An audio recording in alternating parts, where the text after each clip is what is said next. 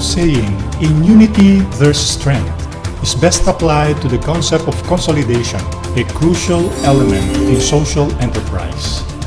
Individual, separate producers can never compete against entrepreneurs who have achieved economies of scale. Isolated small producers will always be at the mercy of those who control the flow and pricing of merchandise from the farm to the marketplace. One of the main contributors to poverty and inequity is the way the poor have been marginalized from the value chains of different industries, especially in agriculture. And here again, Mr. Oy made a very strong point earlier. The traders capture a large part of the value in the chain and also contribute to the high cost of food in our country. Such intermediation is possible because of poor infrastructure, poor technology, and lack of affordable financing for the poor. The value chain approach does not only apply to agricultural products, it is evident in the value chain model that volume is key. Small producers will always be marginalized from the chain at the small volume that they produce. They will always be at the mercy of those with the power to aggregate. Thus, the challenge in value chain development is in helping the poor to aggregate their product, consolidate their product, so that they can sell them as close as possible to the end consumer and capture the value of the processes in between. The enterprise realizes profit depending on the ability of the operator to manage the linkages between all activities in the value chain. In promoting the growth of the social enterprise, the organizers would like to know the factors that constrain the growth of the enterprise and to provide appropriate financial instruments or capacity building interventions to solve the problems. Producers, especially from rural areas, have always dealt with traders who play an integral role as financiers, haulers, and resellers of produce. These are commonly known as middlemen.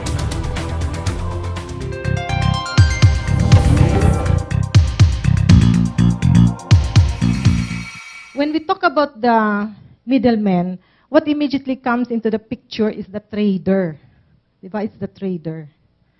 And the trader is, in most cases, the person or even an entity that producers, in most cases, transact with, because he is or she is the vital link of the producer to the market. The functions of buying, consolidating, and selling.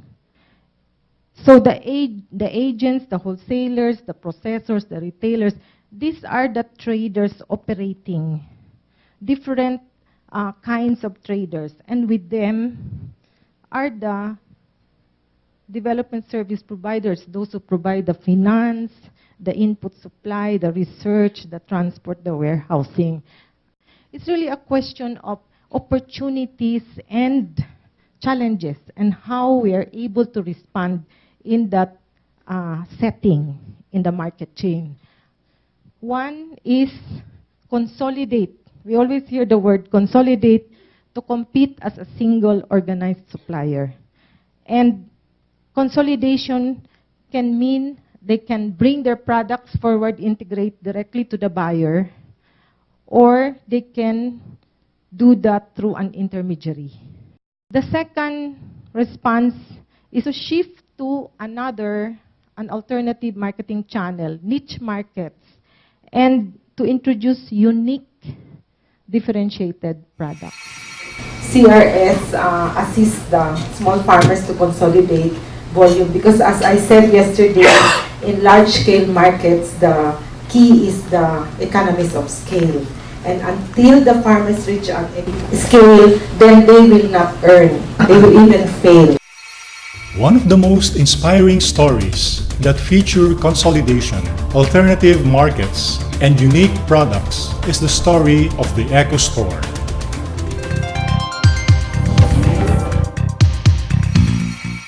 Most of the things that we would consolidate are also food. Because the crafts like this and all that, they come few and far between. You know, you cannot, like Ligaya here from Coordinate. If I tell her, what we did is we pointed them to Cultura. SM, having seen social enterprises, having seen the eco stores, you know, they put up a program or a section in their Cultura Native Handicrafts. And this is called Crafts for a Cause, where only foundations, cooperatives, people's organizations, and the marginalized groups are welcome to supply.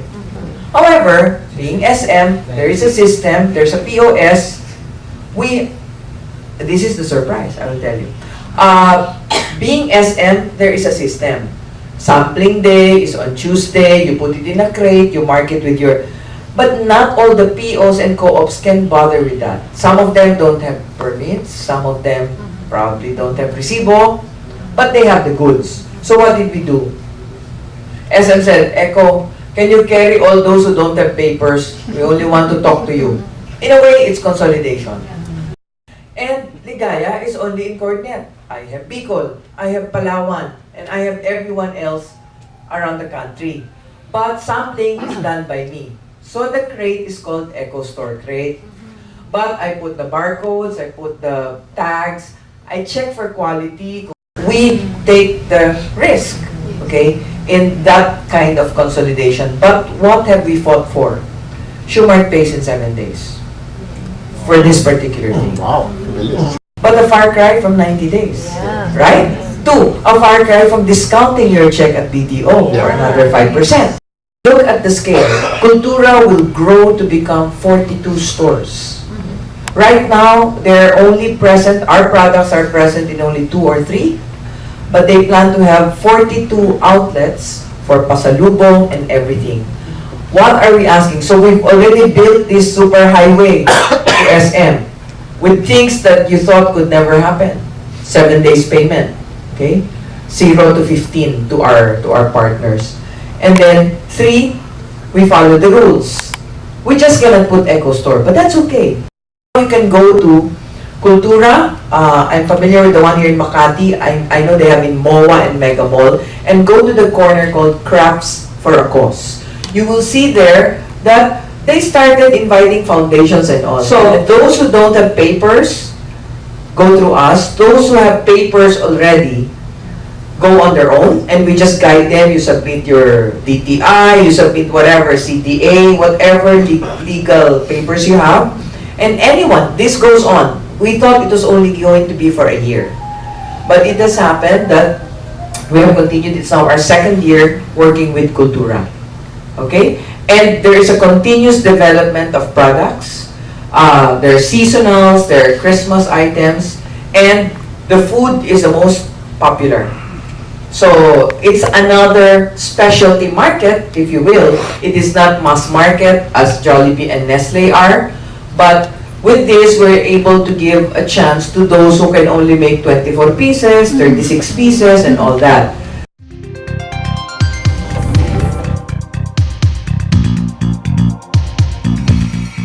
In many industries right now, where do you think is the most and strongest powerful enabler to succeed in business? It's basically supply chain. Supply chain are for micro enterprises.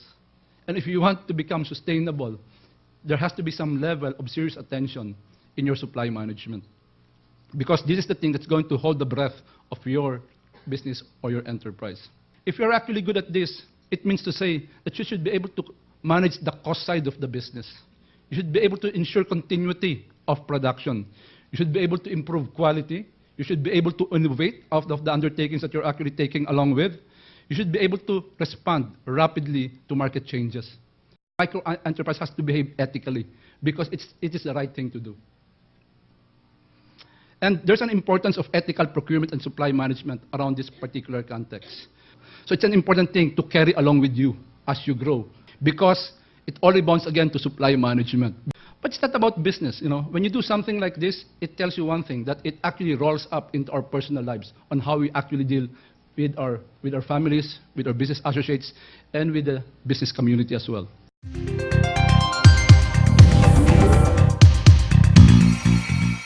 There could be different ways of classifying social enterprises, but one way to do it is to examine how it is in position to a value chain. The challenge then that should capture our imagination in building social enterprise is how to expand the role of the poor in the chain in order to capture as much value as possible for them. As a social enterprise, you can actually play around with the value chain, but you cannot break it. You can only optimize it. In the future, there could only be one way of doing business or describing social enterprise development. The lines between business and NGO, as Dan initially described it, will be blurred. And once mainstream, value chain development can become the way business is done in the future. As part of mainstream business, social enterprise should recognize the importance of managing the value chain and how to gain as much benefit every step of the way. At the same time, business enterprises need to meet their adversaries head-on by consolidating products and compete as unified and organized suppliers instead of isolated individual producers. As presented by the various speakers, the poor and marginalized may not always be able to compete in this manner, but with the help of concerned NGOs, the academe, aggregators, and distributors like EcoStore, the underprivileged can rise above mediocrity and achieve a better quality of life via social enterprises.